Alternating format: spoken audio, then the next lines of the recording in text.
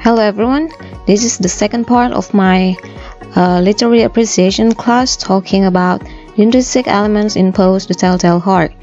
In this video, we are going to discuss about the points of view, themes, and the moral values in the story. So let's begin. Alright, so first we are going to talk about the points of view. What is points of view? Point of view is the perspective in which the story is being told. So from whose eyes the story is being told.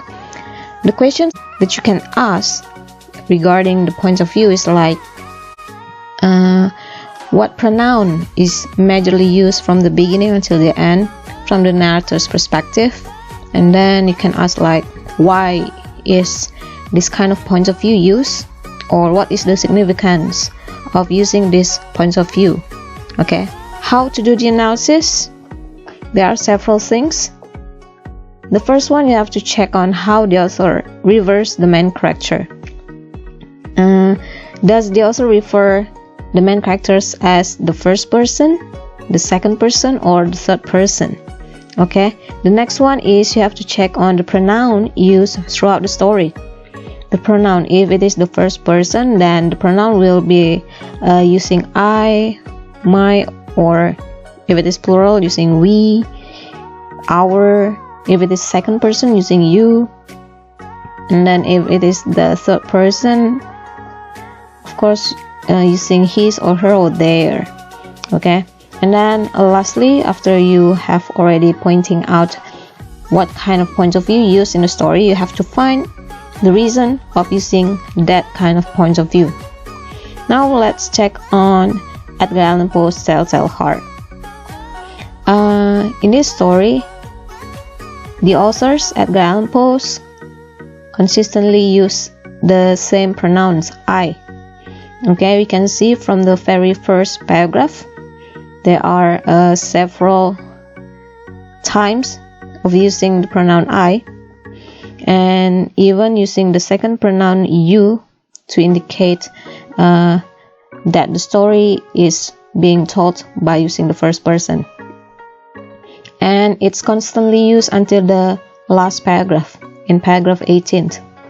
Okay, here the author still uses the pronoun I. So we conclude that the point of view used in Telltale Heart is the first person perspective. Okay, now we move on to the next intrinsic element. It's about the theme. Theme is the main or abstract idea that covers the story in general. Okay, so we know what the story is about. What is the topic of the story? Okay, the general idea that comes up in our mind after reading the whole story. What kind of idea, a recurring idea happens in the story? Okay, based on those questions, we can analyze the theme by finding out the repeating events throughout the story. Okay, because this is talking about the general idea. Of course, we will find out these events over and over from the beginning until the end, maybe in different places in the story, in the storyline, in the plot.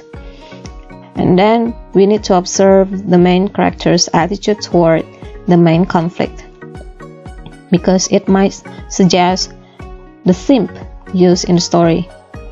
And lastly, we have to conclude everything in general term, because theme is the general idea, so we have to use the general terms. Alright, so what kind of themes that we can find in the story Telltale Heart? The first theme is the denial of truth. This is related to the insanity of the madman. The madman always denied that he is actually a crazy person. We can see in paragraph 1, line 2 until 5, here he's trying to defend himself that he is not mad. Okay, he's trying to blame the disease. He's saying that he has some kind of disease in which causes him to have a sense of hearing acute. We can also see in paragraph 10, again he is trying to blame to the deceased. And then in paragraph 17, this madman tries to defend himself by saying that the 3 officers were just making a mockery to him because he can hear the sounds but the man cannot hear the sounds. And then lastly in paragraph 18 we can see he is still trying to deny that he is crazy, that he is insane, while it is clear that the old man is actually dead, so it's impossible to even hear his beating heart. The beating heart must be the madman's himself, not the old man. So this is the first theme. The next theme is the evil deed versus the conscience, still related to the main characters. We can see how the madman planned to murder the old man in paragraph 2, lines 7 until 9. Because of the vulture eye of the old man, the madman tried to plan of murdering the old man. So this is related to the evil deed. And then in paragraph 10, the madman can hear a low, dull, quick sound, such as the watch makes when enveloped in cotton. Well, actually, this is the one that bothering the madman over and over. He thought that it is the beating of the old man's heart, while actually it is the beating of his own heart, because he has planned to kill the old man, but his heart tried to warn him, tried to give some kind of warning for him not to do the deed, because it's evil. However, later in paragraph 11, we can see that he has done the deed. He acted out. He killed the old man. And then in paragraph 17, we can read the same thing happen again. The madman can still listen to a low, dull, quick sound. The sound as a watch makes when enveloped in cotton. So this is kind of repetition. In paragraph 10, it happens before he kills the old man, while in paragraph 17, it happens after he kills the old man. It means that the sound doesn't come from the old man, but it comes from himself, from his own heart. And actually, it is his conscience. It is his guilty feeling trying to warn him not to do it. And at the end, the guilty feeling, his conscience, tried to push him to confess his evil deed to the police officer, which he did.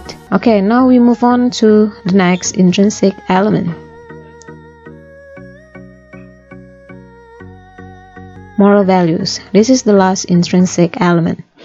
What is moral values? Moral values is the lesson or message that the reader can learn from the story. Related to this intrinsic element, we can ask questions like, how does the main character deal with his or her problem? Or what is the effect of the character's behavior or attitude at the end of the story?